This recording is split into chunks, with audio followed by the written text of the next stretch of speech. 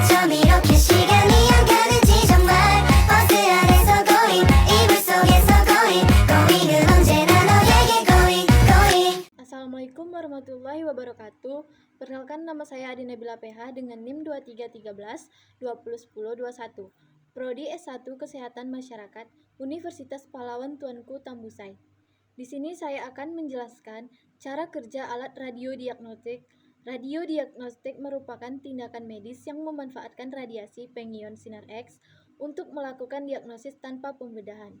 Berikut penjelasan mengenai pencitraan diagnostik dan cara kerjanya. Nah, berikut cara kerjanya. Yang pertama, pesawat sinar X konvensional.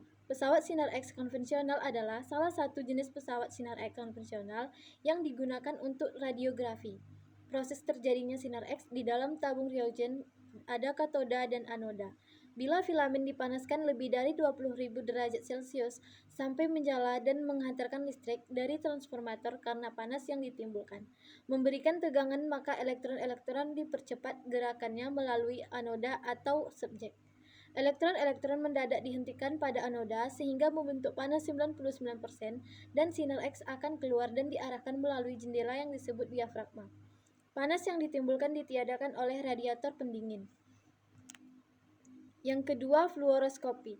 Fluoroskopi adalah tindakan pencitraan medis yang digunakan oleh dokter untuk mengambil gambar dari organ tubuh tertentu dan untuk melihat video pergerakan berbagai bagian layar scan secara langsung.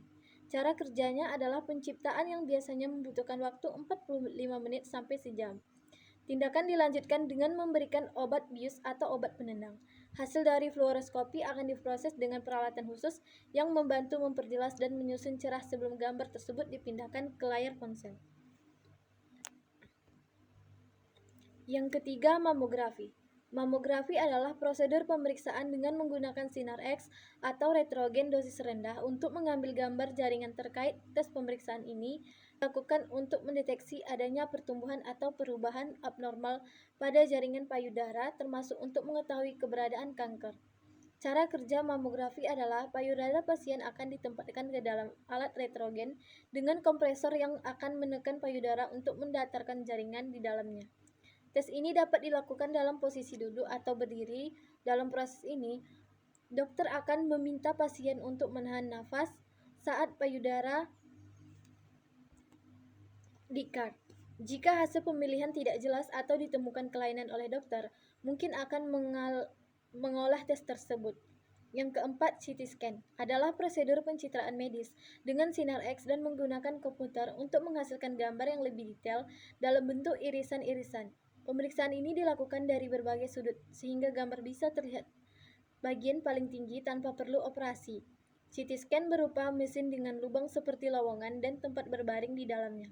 Pasien dewasa mesti berbaring di meja pemeriksa dalam mesin tersebut untuk menjalani pemindaian.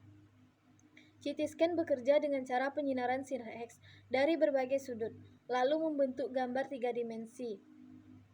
Dari berbagai tubuh diperiksa komputer mengolah gambar sinar X untuk menghasilkan citra 3 dimensi, menunjukkan kondisi yang diedit. Yang kelima, MRI.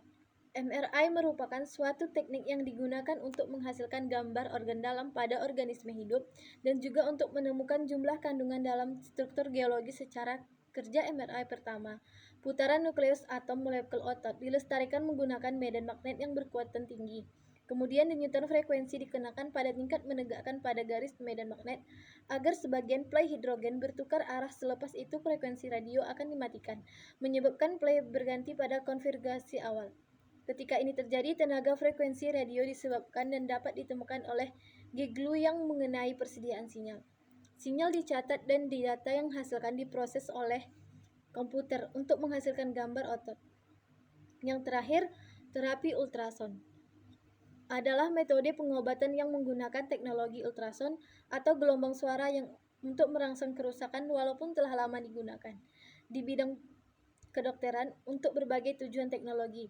Ultrason lebih dikenal sebagai alat pemeriksa daripada alat terapi. Salah satu keuntungan dari ultrason yang belum terlalu terkenal adalah pengobatan cedera otot. Oleh karena itu, terapi ultrason sering digunakan dalam pengobatan muskuloskeletal dan cedera otot.